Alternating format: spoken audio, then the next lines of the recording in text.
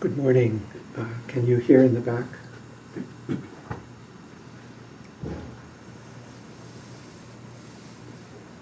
So welcome this morning. My name is Erik Fromme. I'm one of the assistant teachers here at KCC, joined this morning by Zopa and Bill and Dora. And we welcome you to our Sangha this morning.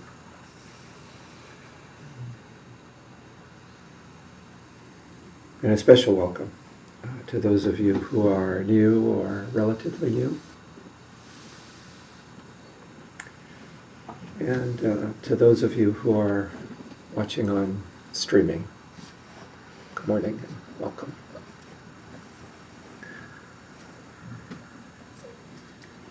Today's schedule is our usual Sunday schedule, which means a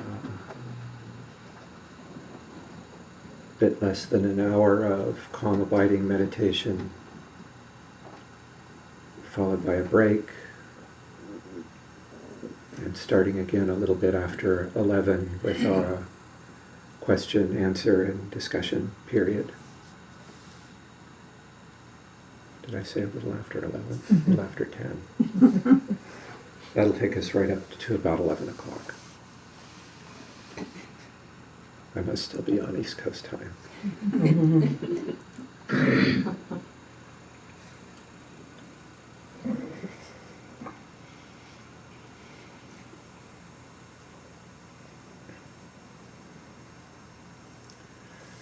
So we begin our practice by going for refuge. And the Sanskrit word for mindfulness is sati, which translated means remembering. And so when we sit together to practice calm abiding, we are cultivating our ability to remember.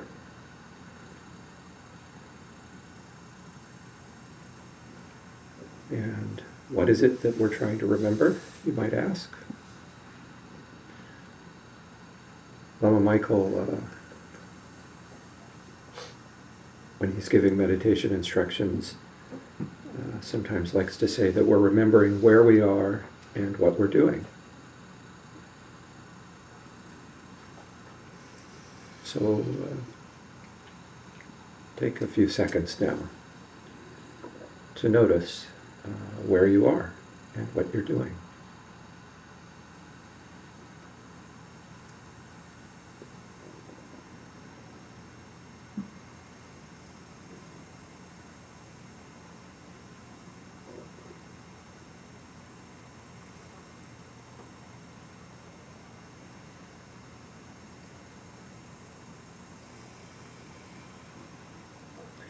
In going for refuge, we have the opportunity to remember why we are here at KCC instead of, well, I don't know, in bed.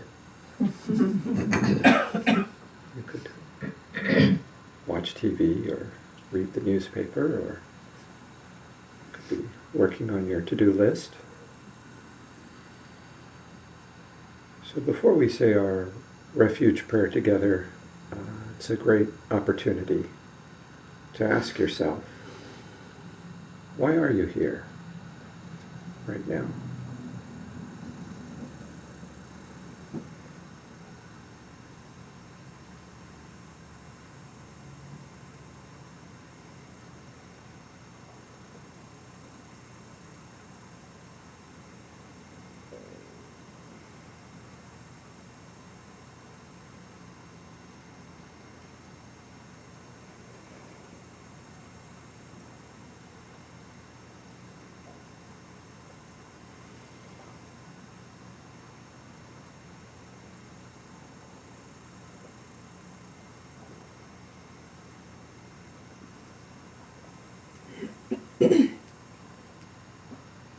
Did you get an answer? Any answer, no matter how satisfactory or unsatisfactory, is probably fine. No answer at all is also fine.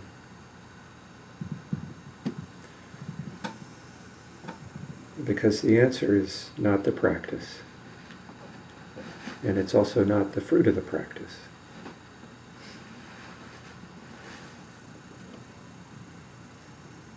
The asking and the looking are the practice. And also the fruit of the practice. I suppose the fruit of the practice is remembering to ask and to look.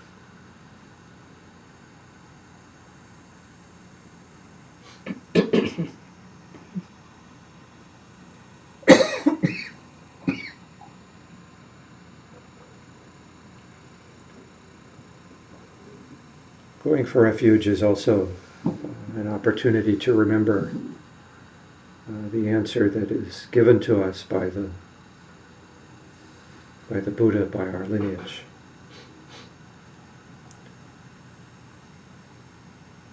The aspiration for bodhicitta, that it's in our interest to find happiness, or I guess if it's our interest, to find happiness for ourselves and others, that the way to do that is to devote ourselves to the happiness of others. His Holiness the Dalai Lama calls it enlightened self-interest.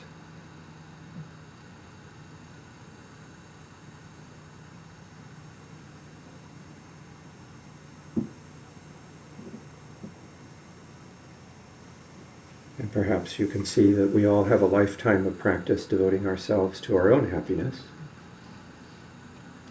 and thus have some sense of how that works. Which in my case is, it works just enough to keep me hooked, but never satisfied and thus never truly happy.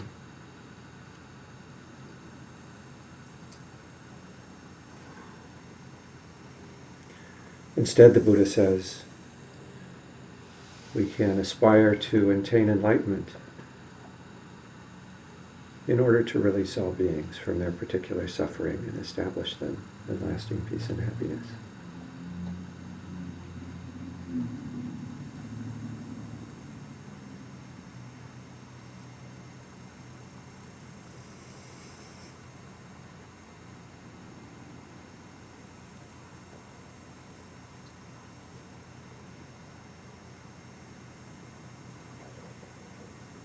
And now from that place, let's recite our traditional refuge and bodhicitta prayer.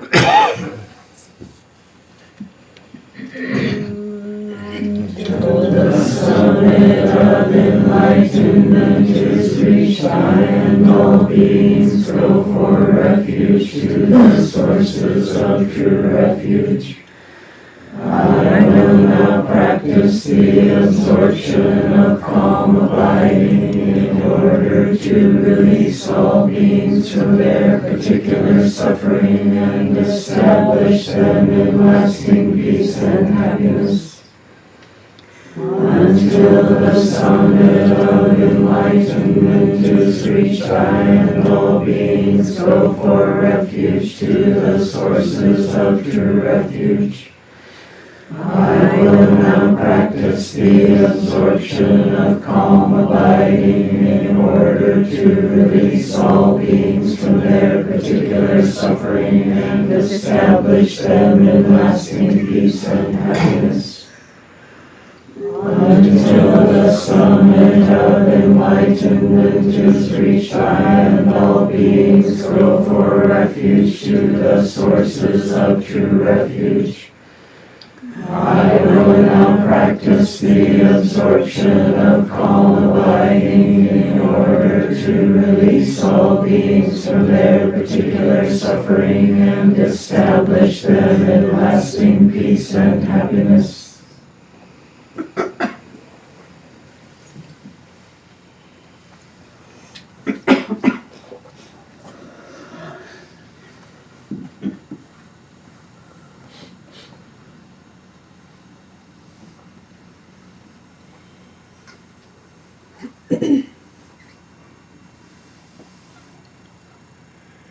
As we begin our calm abiding practice, I will offer some instructions for that.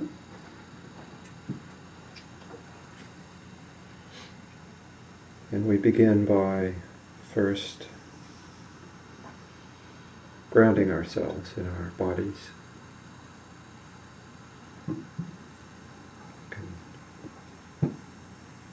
become aware of your posture. Ensure that your back is straight.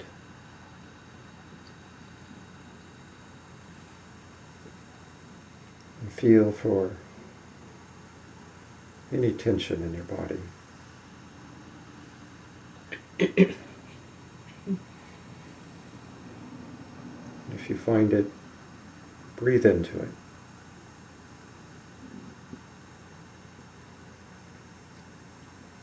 And as you breathe out, try to let the tension go.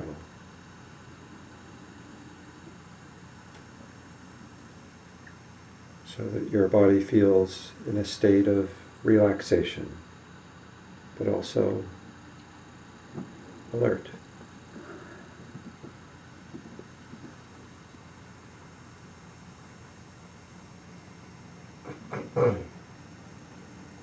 Here we're trying to relax in order to be fully awake.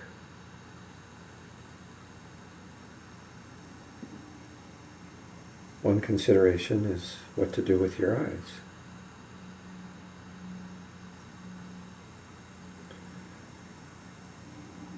Some people find it easier to relax a restless body or a restless mind with their eyes closed.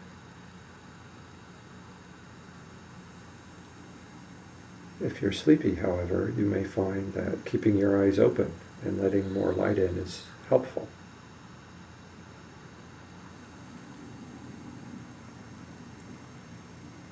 The classic instruction is to keep your eyes open about halfway,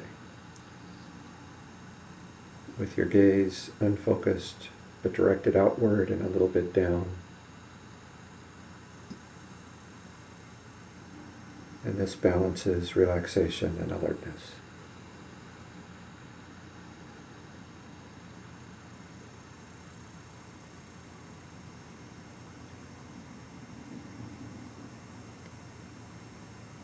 Next, bring your awareness to your breathing and place it gently there.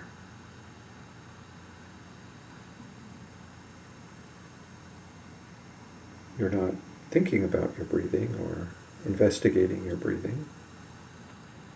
You're simply noticing your breathing.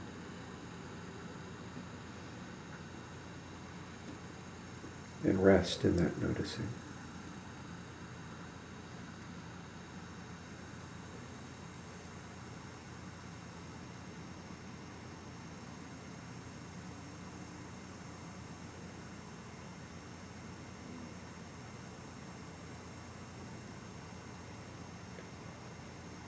And when you notice that you're distracted, as soon as you notice, bring your mind back to your breathing, gently, with kindness. And again, rest there.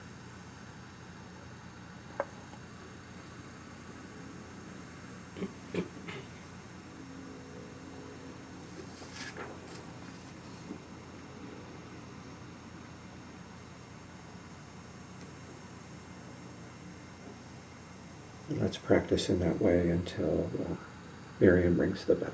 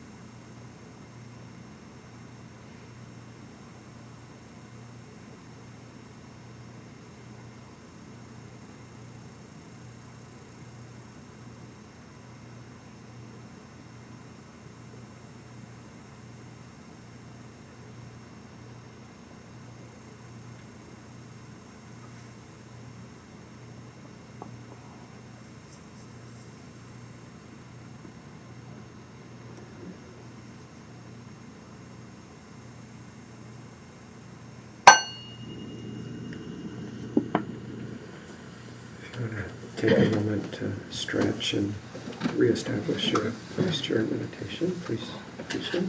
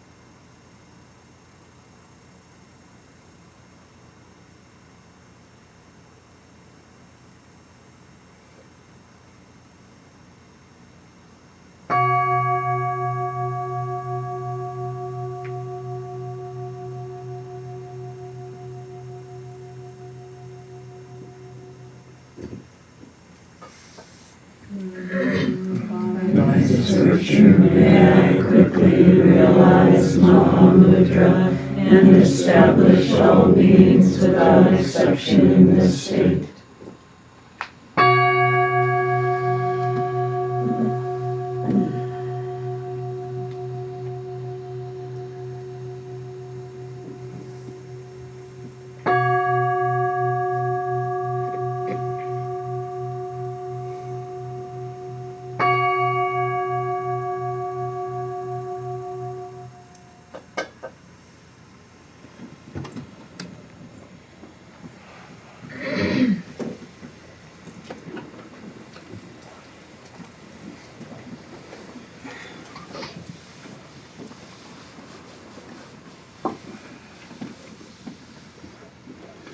So now we have a break and things to know. There are things to make tea with in the back of the kitchen, and please help yourself to a cup of tea. There are bathrooms in the house upstairs on the second floor to the right of the staircase. Straight back in the kitchen. If you walk back in the kitchen, you'll find it. And then if you go down into the basement to the right of the stairs, there's a third bathroom there. And let me see. I'm guessing we have announcements. We always have announcements. Seems that way. I'll say a few of them, and then I think there's some sprinkled around, some knowledge sprinkled around here about what's going on. First of all, Sally and Jeff Allworth are here this morning, and their class is getting rave reviews. Two people have made a point of coming up to me and saying how helpful it has been. And this is called the care and feeding of your dating practice. And so chat with them about it. It's continuing. It's Tuesday nights from 7 to 9-ish. Yeah. So they're here, and please talk with them out in the kitchen if you want to know more. Wave your hands. For those who don't know. Oh, yeah. Jeff and Sally. And Lama Michael will be leading a morning, Saturday morning, May 13th, on the first couple points of the 7-point mind training.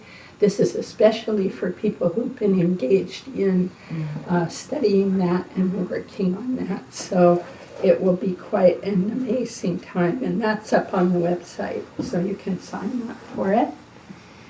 And I just wanted to remind people of the ongoing mind training group, which is second and fourth Thursdays every month.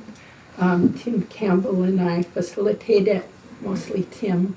And so you're welcome to drop into that. There's a very committed group that comes, and the discussions are lively, and the discussions are full, and the discussions are all about bringing the practice straight into your work, your life, etc. So those are ones I know. What else is up? Well, a really big deal coming up in June will be the visit by Khenpo Lodro Donya Rinpoche, who is the individual who is the closest disciple of Boka Rinpoche, and who was in turn the close disciple of Kala Rinpoche, who was the founder of the center. And the picture's up there.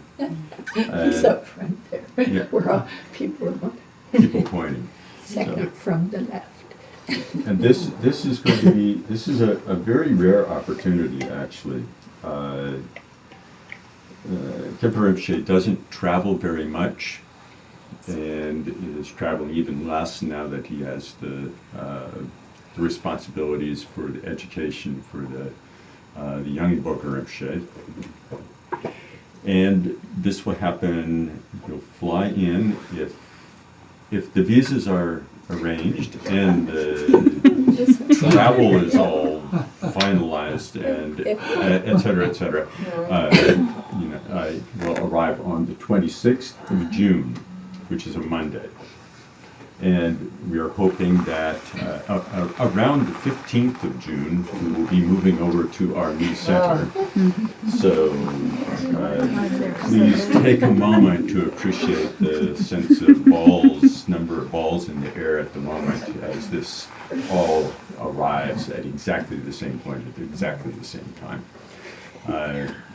But on Tuesday morning, we will hope to have some kind of event over at the news center where we can welcome Rinpoche to the news center, and a program yet to be devised where we will have an opportunity to have him offer his good wishes for our new endeavor, bless the center. And then you will go to see the 3-year retreats and then come back, and then we'll have a weekend of programs at our news center starting Friday evening. And you want to say more, Laura? Well, just to say that Friday evening, June 30th, would be, we'll have an evening event, and then we'll have all-day Saturday and all-day Sunday events. But the Friday evening is especially planned to be kind of an introduction to meditation in the Buddhist tradition, and so we're hoping that it'll be good for all of us, but a good thing if you have relatives or friends who might be interested. We would like to have that evening especially in mind. And then Saturday and Sunday we have yet to determine exactly the topics, but it'll be something on probably compassion and wisdom and the two bodhicittas and the things that we're working on all the time, and exactly what angle we'll see. And Lama Erik Tribblehorn, who many of you might know, who's from our KCC Sangha originally, is going to be the translator for Khenpo Rinpoche, and then there will be 2 other monks who are traveling with him, and so there will be a wonderful, inspiring and enjoyable time with them. Will there be any empowerments? I don't know. That's a good question. She wondered if there'd be any empowerments. If you have specific ideas, you can mention them to one of us. And speaking of the balls in the air, just if you think you might like to help throw one of them or catch one of them, you could probably talk to Linda Grove here, or someone to let us know that you would be interested in helping with something. And there's many opportunities with organizing the visit, and also with, of course, with the new building project going on, and that is coming along. Do you want to say any more about that? Or? Well, for weeks and weeks we've been saying we're almost done with demolition. And this last week it's actually felt like, no, that was really true. And we have had the electrician in, the plumber in, somebody in spray foam insulating the roof and whatnot. So it actually does feel like, well, at least there are parts that we can't take apart anymore. Because there are pipes and wires and insulation in the way now. So no walls and ceilings. No walls. Details. That'll come. But if you have some interest, this week is a little bit up in the air in terms of exactly how we can fit in volunteer work. But if you have interest in helping out there, please come talk to me. Sure we can find something. Yes. One other announcement that's often made by Brooke, and she's not here, is that we have a young adult group the first Friday evening of every month. And so if you are a young adult, and that is, you define that, but it's kind of up to 40-ish sort of, then check that out, because it's also a very happening thing.